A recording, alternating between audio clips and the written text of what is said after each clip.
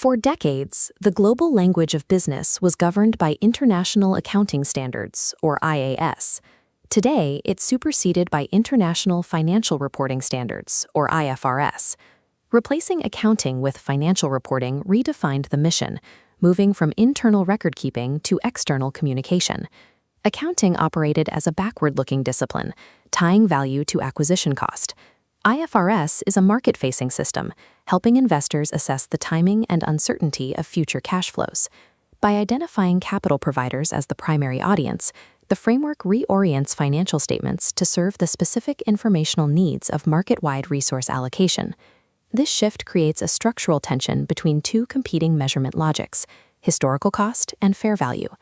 Many practitioners treat historical cost as the bedrock of accounting.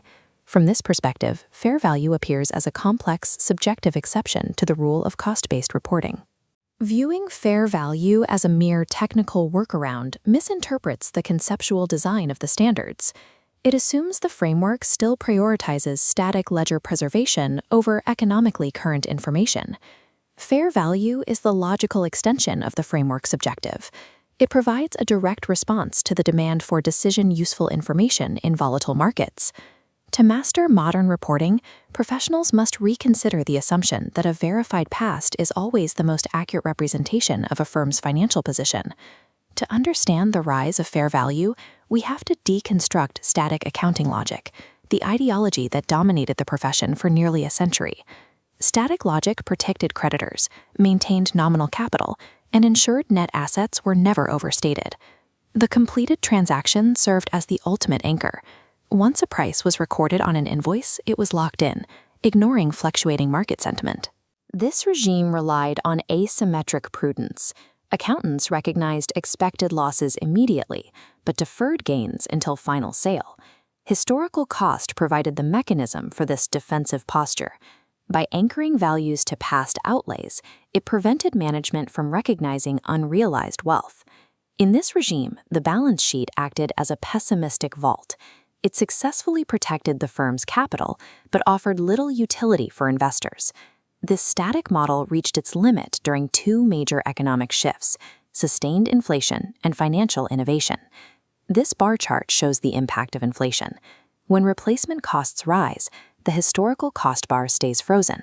The firm matches current revenues against outdated costs, reporting an illusory profit margin. Financial innovation creates a sharper failure. Because an interest rate swap's initial cost is zero, a cost-based ledger tracks it at zero, even as actual economic exposure swings by millions. For modern derivatives and market-linked instruments, verified historical costs provide zero insight into a firm's current risk profile. In the rapidly shifting complexity of modern financial markets, the most reliable documentary number is very often the least relevant economic one. The IFRS conceptual framework was rewritten to solve this irrelevance problem. The architects of the framework fundamentally shifted the hierarchy of users, placing the investor at the apex. This new audience prioritizes decision usefulness, assessing the amount and uncertainty of future cash flows. To meet this demand, the framework established relevance and faithful representation as fundamental pillars. Verifiability was reclassified as merely enhancing, sliding beneath to support relevance rather than limit it. This reordering signals that standard setters accept the estimates and models required for economic relevance, moving away from the absolute certainty of past transactions. The final barrier to current value reporting was the traditional pessimistic definition of prudence. Historically, prudence meant asymmetric conservatism. The scale was intentionally tilted to recognize potential losses but ignore unrealized gains. IFRS redefines prudence as neutrality under uncertainty. The scale is now balanced, requiring caution without directional bias. Under this logic, misleading an investor by understating an asset is considered just as harmful as the opposite error. This conceptual shift cleared the path for fair value.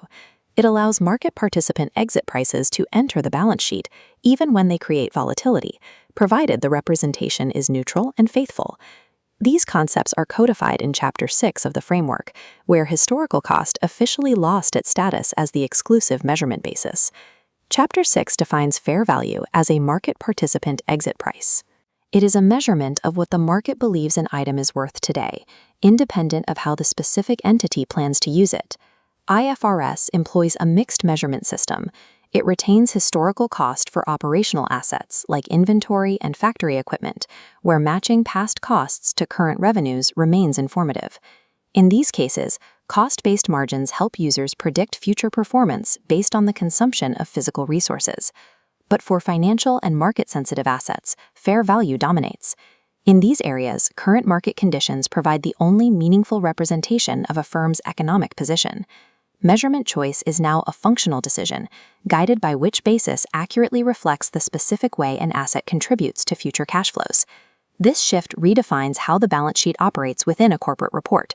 It has evolved from a historical record of acquisition prices into a sophisticated communication tool. IFRS frames the financial statement as a platform that translates current market expectations and probability estimates into a representation of economic reality. Mastering modern reporting requires moving beyond the defensive mindset of a bookkeeper. Success now depends on the analytical mindset of a financial communicator, one who uses the framework to model